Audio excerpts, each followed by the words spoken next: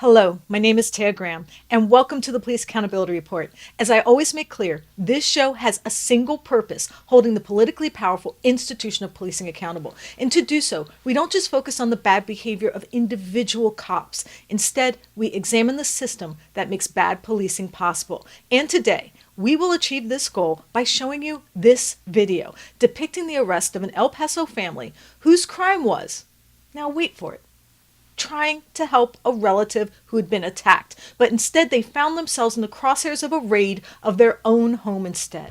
But before we get started, I want you watching to know that if you have evidence of police misconduct, please email it to us privately at par@therealnews.com. And please like, share, and comment on our videos. You know I read your comments, and although I might not always get to answer your comments, I really do read them and appreciate them. And of course, you can always reach out to me directly at Taya's Baltimore on Twitter or Facebook. And if you can, please hit the Patreon donate link pinned in the comments below, because we do have some extras there for our PAR family. Now, usually on this show, before I tell a story, I like to preface it with a short thesis, meaning I will make an assertion about police power and then back it up with a specific example. In journalism, we call this going from the general to the specific, or better yet, showing, not telling. But today the story I'm going to tell you might just be too bizarre to stick to that format.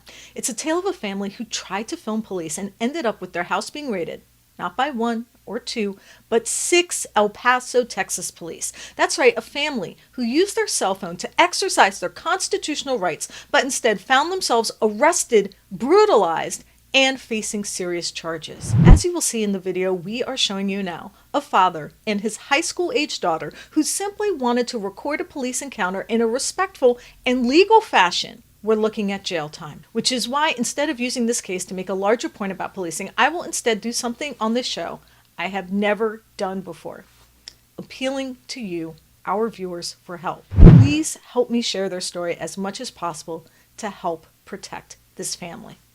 But first, let me present the evidence. The encounter started after a relative of the family called for police after she was allegedly assaulted by her father.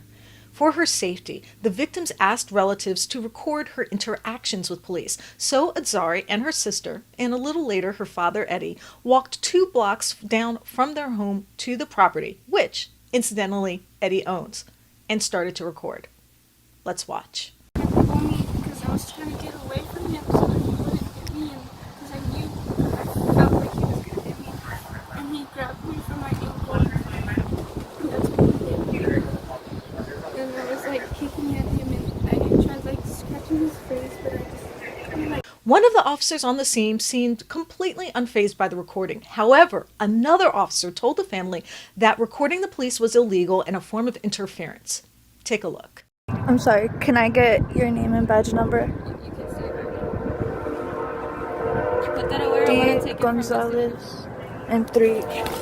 Whoa, you cannot do that. It's all in my... You just grabbed my phone out of my hand and physically assaulted me. That is... Recording is within my full right. You cannot have to... Can I get your name and badge number, please? No, can I have your name? Eve Pineda and 3226. There's no reason for her to touch me.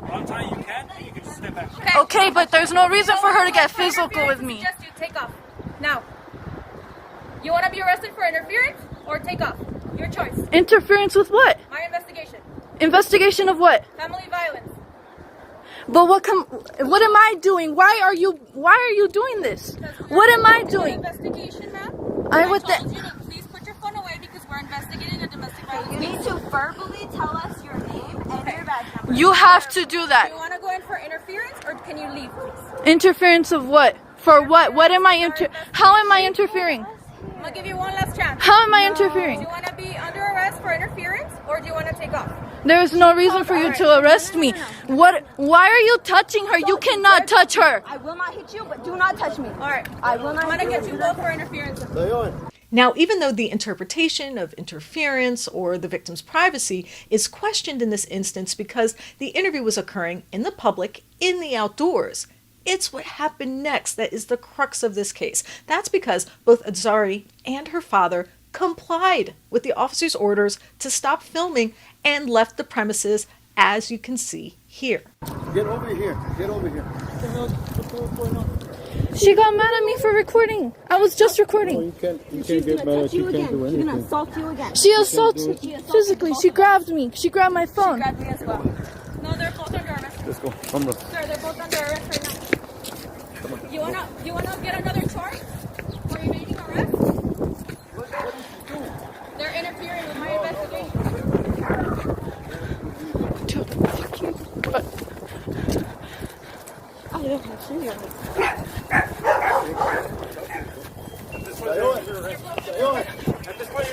Stay on. Come here. Get out of here, man. Get out of here. Get out of here. You're both under Back arrest. the door. Sayon! No. She's a child.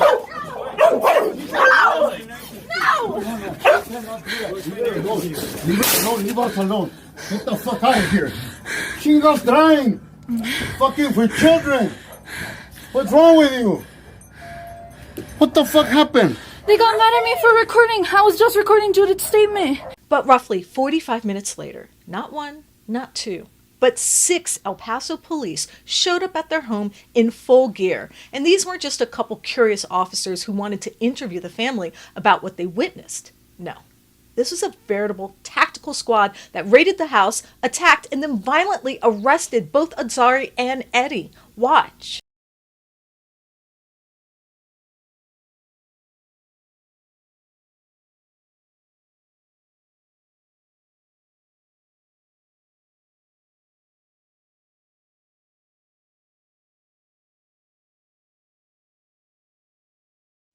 Unfortunately, the brutal arrest was just the beginning of the ordeal for the entire family. That's because prosecutors still moved forward with the case. Adzari and her father were charged with 7 different offenses. And to learn how this has affected them and what consequences they are facing, I will be joined by the family soon. But first, I want to talk to my reporting partner, Stephen Janis, who's been looking into the case and reaching out for comments. Stephen, thank you for joining me. Hey, thanks for having me. I appreciate it. So first, as I discussed in the beginning of the show, the right to record police performing their duties in public is pretty much covered by the First Amendment. What does the law say in Texas? Well, the law doesn't say anything about it. I mean, it's been controversial because they're trying to legislate this on a local level, but generally speaking, the First Amendment in any federal law, is the governing law in this case. So really, it's not a question of whether or not it's legal. It is legal, and even though some towns have tried to, as we've reported in the past in Texas, have tried to, in some ways carve out exceptions for police, that's happened in Oklahoma, really it's not constitutional to tell someone they can't record a police officer performing his public duties. So the family left the scene. How are El Paso police explaining the need to raid their home? Well, I sent El Paso police a very detailed email with many questions, among those that question. I also sent them an email with a video of, the cell phone video of the family leaving the scene. They said to me they could not open the link for security reasons and said, here's a link to IID complaint form if the family wants to fill it out. But they did not answer or address specifically. What they did say to me was, read the affidavit, that's the explanation. And if you read the affidavit, which I did, there's no explanation, really. There's no explanation for why the cops felt they need to follow the family all the way back to the home or conduct a raid. There's a law called fresh pursuit, which gives officers the right to break into a home, or chase someone without a warrant. But usually that involves a felony or something serious, like someone shooting someone. Not always, but... And so I think it's really, really sort of lame that the police department can't give me some explanation of why it was so important for officers to return 45 minutes later and do what they did to this family. So you've reached out to the prosecutor's office. What are they saying about these charges? Well, I sent them a very similar email just asking why they're proceeding in this case, what's the legal basis. They sent me an email back saying, if you want to file a Freedom of Information Act request, here's the link. And I'm like, hey, guys, I'm asking you to justify this prosecution. So far, they have not responded. I'm sure they're giving me the same runaround they give me always. We don't comment on cases that are pending, but I'm going to keep on it because I really want to know what the legal justification, and how this is legally sufficient. So I'm going to stay on it, and if I find anything out before the show, I will post it in comments. Now, to get more details on the trauma experienced by the family and what they are doing to fight back, I'm joined by Adzari and Eddie. Thank you for joining me. Thank you so much for having us and listening to our story. It means the absolute world. you have no idea how much it means to us. So first, tell me why you went next door. There was a domestic violence incident with your neighbor, right? That day on Sunday, my dad and me and my sister were gonna go out to eat. And so my sister had taken a shower, my dad had just finished taking a shower, and I had just started to take my shower. And I had received a phone call from my cousin who lives 2 houses down. And at first, I didn't answer the call because I was in the middle of my shower, but as soon as she called back, I knew something was going on, so I answered. And she told me on the phone, talking all frantically, saying, "Adzari, my dad just beat me up. He left and he's gonna come right back. And he said, don't go anywhere because I'm gonna come back and beat you some more. Please come over. I'm scared. I'm hurt. Just please, I need you." So as soon as I hung up on the phone, I yelled through the door of my restroom and I told my sister Sayoen, Judith called. She's in trouble. My tío just beat her up. Please, I need you guys to go down there. I need a change. Go. And so she called my dad and they went down there. And a few minutes after I had finished changing, I went down there too. So you go next door to help. Why did you start recording with your cell phone? My cousin and I and my sister, we had gone into the room so my cousin can put on her shoes. And while we were in the room, she had asked me, "Adzari, I need you to record the police and everything that's going on because my mom's not here, my sister's not here, and I forget things, especially when I'm in a panic state. I need you to record what's going on so I can have memory of it, so I could go back and I can show my mom what went down." So see, one of these officers suddenly becomes very aggressive. What did the officer do? So I had actually been recording for 5 minutes prior to her even noticing that I was recording. And she walked in front of me, in between me and the other officer, went around me, and then saw that I was recording. And after she had noticed, she said, "Ma'am, this is an investigation. Unless you want your phone taken away, I need you to stop recording." And so I turned around and I looked at her and I said, "May I have your name and badge number?" That was the first thing I thought of because I was living at that house. Although I was sleeping over 2 houses down, that was still my residence and it was private property. And she has absolutely no right to tell me anything on private property that I lived in. I noticed one officer said that it was okay to record, but just to stand a few feet back, which you did. Yet the other female officer gave contradictory commands. What were you thinking when that happened? I was upset. I was confused. Why is it that, yes, you know the law and you know I'm allowed to record, but why are you allowing her to continue to assault me and give me unlawful commands? The reason is, if you saw the officer that told her to step back, I think he was still on probation. That's what I think. And the other one, if you look at the female, she's got a gang sign on her mask.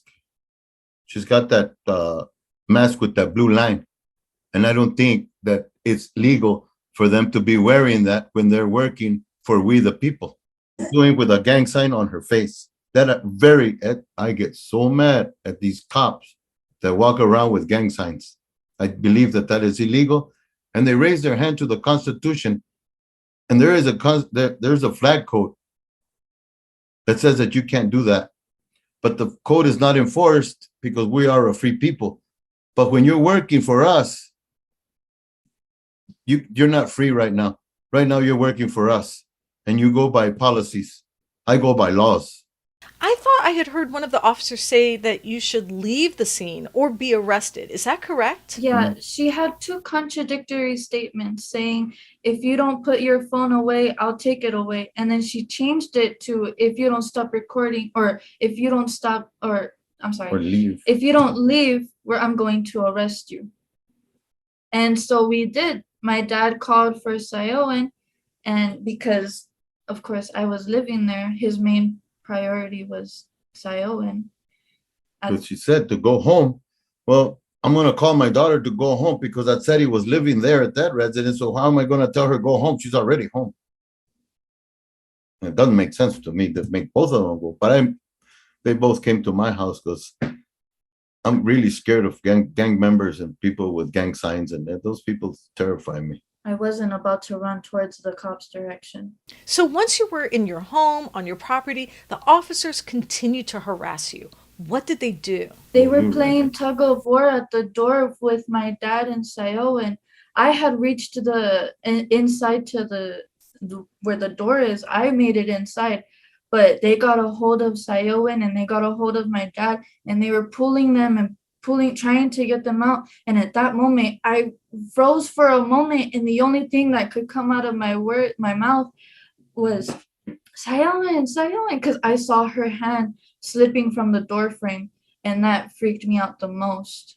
And so at that moment, when I saw her hand slipping, I grabbed it and I pulled her in. You can kind of see it in the video, but not really. And after I pulled her in, I wrapped my arm around my dad's waist and pulled him in too. And he was holding on to the doorknob, so that's how he got it closed. It seems that at least 6 officers returned to your home to arrest you. What did they tell you were being arrested for? And how did it feel when they put you in handcuffs? Well, but when they got there, I was so mad. I told them, okay, we're not going to go eat anymore. You're going to go outside and start raking them leaves. I said, next time, I don't want you near those police officers. I don't want you near them. Those people are nothing but trouble and problem. Just stay away. When I went at the beginning, I even told them, I'm leaving because me and those people, we don't get along. But I think you girls will be all right because you're children. How wrong I was. But when they did come to the side, we were all outside in the backyard. And I have a fish pond. So I was starting to clean the fish pond while they were raking. And then when I turned around and I got all of these police officers at my gate. And the first thing I told them, they told me, we want to talk to you. I asked them, do you have a warrant? And I told them, if you don't have a warrant, get the fuck out of my house. I don't want you. Get the fuck out of here. And I kept yelling at them. And then my daughter, Sayoin, yelled at me back in the back. She yelled at me, says, Dad. And I turned around. I thought maybe they had some more of them behind my house. Because there's a ditch behind my house. I thought maybe they had gone through the back too. So when I turned around to look, but I have a bad leg anyway, so I don't move very fast. So when I turned and I looked at Sayon, I was about to turn back when I felt they kicked me right in the back. They kicked me in the back. I fell to the front, and then they just start beating the hell out of me, saying, stop resisting, stop resisting. Because I'm 63 years old. I weigh 150 pounds, and I got 6 cops on top of me, beating me up, telling me not to resist, and none of them were over 30 years old. None of them. 20-some-year-old kids beating the hell out of a 63-year-old man. I think they feel very proud of themselves. And then they went and grabbed Adzari, but I was over here on this other side. Wait, so I couldn't see. You didn't tell them what about happened. Mona. Oh, and then my dog, I have a blue heeler. She's Her a name is service Mona. animal. She's a service dog. She took 2 cops off of me. She grabbed one by the pants and pulled him off, and then he jumped on the other one on the back and pulled him off. And then one of them pulled a gun and was going to shoot my dog. And I told Mona, run, Mona, get out of here. Hi, go. But she's a blue heeler. You know, if these cops had half a brain that my dog has, they wouldn't have tried to shoot her. But she ran and she hid, and they couldn't find her. So at first I was hiding behind the trees because I was a little bit scared to come out. But as soon as I started hearing him scream and yell and just, it sounded so painful, I had to run out. And I ran out and yelled for him, and I tried going towards him. But as soon as I tried turning to go towards him, I noticed that there were 2 more officers headed for my back door. And when I saw them, one of them had already had his hand on the doorknob, and I yelled out at them. I was like, hey, you can't. And as soon as I yelled out that, 3 of them came and stormed me, and they attacked me. I had my hands up like this, and I was walking back because I was so scared they were gonna get me. I felt so cornered. I didn't know what to do. And they grabbed me and they were moving me side to side. And then one of them, I think she was on my right, she leg sweeped me and I fell to the ground. And I had 3 cops on top of me, a male on my left, a woman on my right and another one on top of my back. And I tried yelling out, I can't breathe. I can't. And then as soon as I tried yelling that out, I turned to go see the door. And the female cop that was on my right, she put her hand through my scalp, lifted my head, and slammed it into the dirt so I couldn't see them enter our home. So you were charged with 7 different offenses. What were you charged with? It was 7 charges in total. Three. I received 3 charges. I was charged with obstructing police duties, evading arrest, and resisting arrest. And my father was charged with obstruction of police duties and resisting arrest. Now, this has had an emotional and financial toll on your family. I know you had to pay for lawyers. I'm sure that there were associated court costs and fees. How has this affected your family? I was having the house fixed, and I had gotten some money from the insurance to get it fixed from the house, from my home, the home insurance. And that Sunday at 1 o'clock to 2, the contractor was supposed to come and pick up $5,000 to get ready for Monday to go get the material and keep working on my house. Well, see, I only have cameras in the front of the house, and only my daughter was recording the cops, but I don't have cameras inside my house or in the backyard, because that's where we live in here and we hang out in the backyard. So I don't have cameras back there, but what for? And then we got a gate and a fence. But when we got back home about 8 o'clock in the morning the next day, my money was gone. And my neighbor saw them coming into my house. That's when Adzari, when they had her on when she saw the cop grabbing the door handle to come into my house, that's when they grabbed her hair and banged it on the ground so she wouldn't see who's coming in my house. And then they turned off my cameras inside my house, thinking that the brain was there. But see, I'm an electrician. I work with wires. The brain is not out here. The brain is hidden away in a closet. So you're not going to find it unless you know where it's at. But I didn't put it out here. I put it in the closet where it's locked. You can't get in there. Only I got the key to the closet. Nobody else had no business in my house. One way it did affect me in a very long-term emotional way was that ever since they came over to the house and they trespassed, I've had these really bad nightmares where it starts off where I'm in the den watching TV with my dad, and I go to get ready for bed. And while I'm getting ready in the restroom, I can hear Tequila barking nonstop. Tequila is my red and blue heeler. We only got him after the whole incident. And I can hear him barking, and I'm wondering, what is he barking at? Why is he barking so much? And as soon as I go into the den, I see a whole bunch of cops knocking through the windows and banging through the doors. And the first thing they do is take away my dad. And I get so scared because I can't lose my dad. He means the world to me. And I wake up screaming and crying. And I look at the cameras as soon as I wake up. And I go check on my dad to make sure he's there, because I'm so scared they're gonna take him. And I'm scared they're gonna hurt him.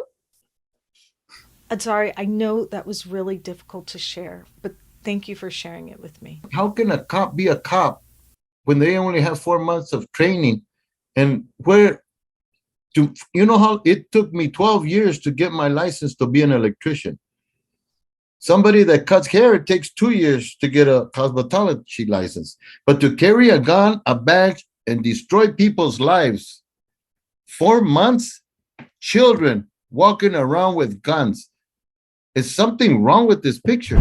Okay, as I mentioned at the beginning of the show, I wanted to simply let this case speak for itself. That is, show you the facts of the case and let you draw your own conclusions about what it means.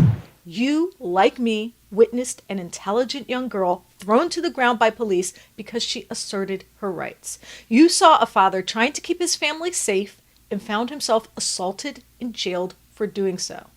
And now the future of this girl is in jeopardy. College, job, or potential scholarships are all in peril because she went to the aid of a family member and now has multiple charges on her record. But there is more here than the trauma of just one family. But, of course, as we can see from the general response from law enforcement, there is an imperative underlying this case that I just cannot ignore. A truism about policing that needs to be discussed so that we can have a better understanding of what we just watched. To do so, I want to talk about the case of Chicago detective Tom Sherry. Sherry was in the news lately, not due to any current misdeeds, but rather some alleged criminal behavior he was accused of committing roughly 16 years ago. Back in 2006, Sherry was stripped of his police powers due to his involvement in one of the biggest scandals in the history of the Chicago Police Department. It involved the agency's Special Operations Unit, a group of so-called elite officers who were accused of kidnapping and robbing drug dealers. Multiple members of this infamous unit were convicted of crimes, but Sherry was not. In fact, although he was stripped of his police powers due to suspicion he was actively involved in the scandal, Sherry has remained on desk duty ever since, meaning he's been pushing paper for nearly 2 decades, all the while, I might add, collecting his $87,000 salary courtesy of the Chicago taxpayers. I'm not kidding. 16 years not being a cop as the department tries to determine whether or not he's a crooked cop. You heard me correctly. After working in a unit that was kidnapping and robbing drug dealers, it's taken authorities in Chicago 16 years to figure out if Sherry is worthy of a badge. Meanwhile, he has collected $1.3 million in salary while sitting at a desk. What his case reveals is why police officers often feel so empowered to do what at times seems irrational. I mean, if you can be a part of a unit that commits crimes on a regular basis and still get paid, then why worry about transgressions like what we witnessed in El Paso? If it takes your employer 16 years to investigate your culpability in a serious conspiracy to violate your oath, then you can understand why some police officers often behave irrationally. But there is something even deeper going on here, something intangible that involves more than just a bad cop who is only now facing discipline. I thought about it when I was talking to Stephen about a book totally unrelated to policing. It's called The Man Who Broke Capitalism. The book details the rise of what many called the CEO of the century, Jack Welch. Welch headed the well-known industrial company GE, or General Electric, for nearly 2 decades. During that time, the company allegedly became one of the most valuable firms in the world. Welch himself became nearly a billionaire, but the story was different for workers. GE slashed the workforce across the country, destroying communities who depended on the company for employment. Welch sent jobs overseas and cut back on research and development. And for years, it worked. GE had one great quarter after another for shareholders. That is, until they didn't. Because it turns out that all the rosy earnings and bloated stock prices were the result of financial engineering. As the book recounts, Welch used clever accounting and financial tricks to make the books look better. The truth was, GE wasn't growing. It was simply using sophisticated accounting to make it look like it was.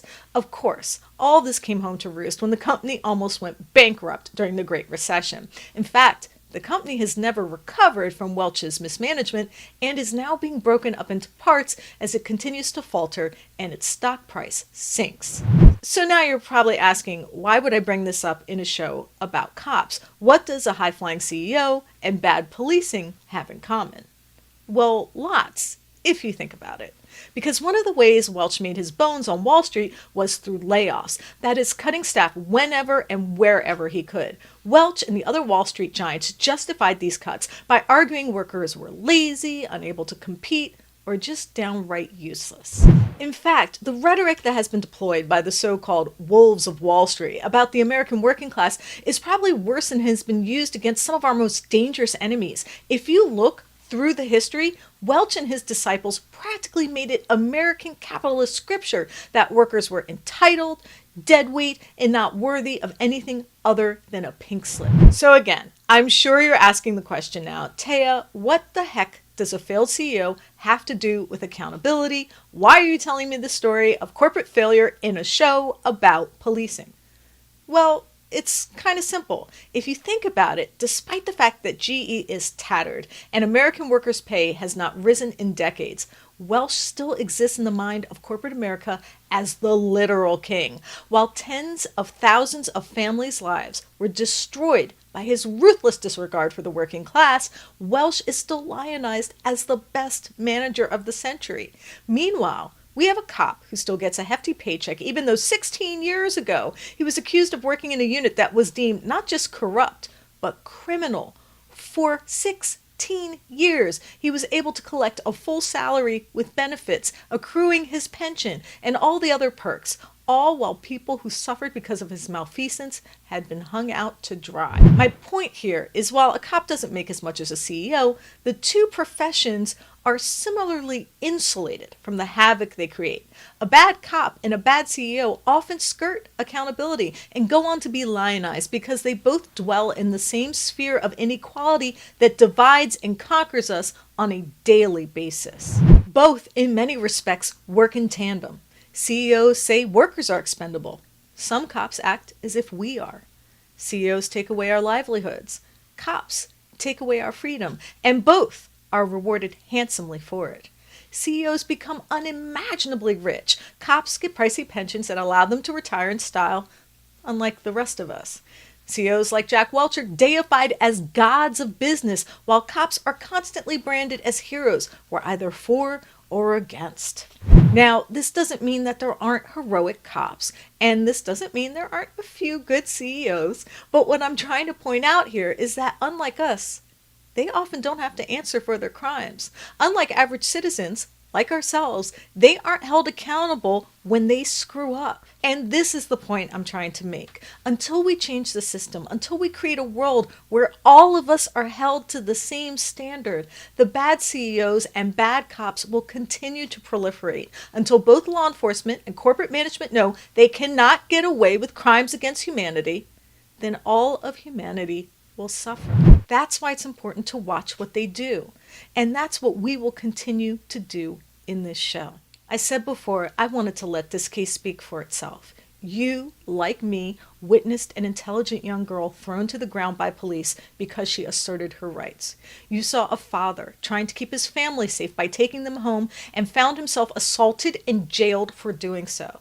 And now the future of this girl is in jeopardy. College, potential scholarships, or a job are all in peril because she went to the aid of a family member and now has multiple charges on her record.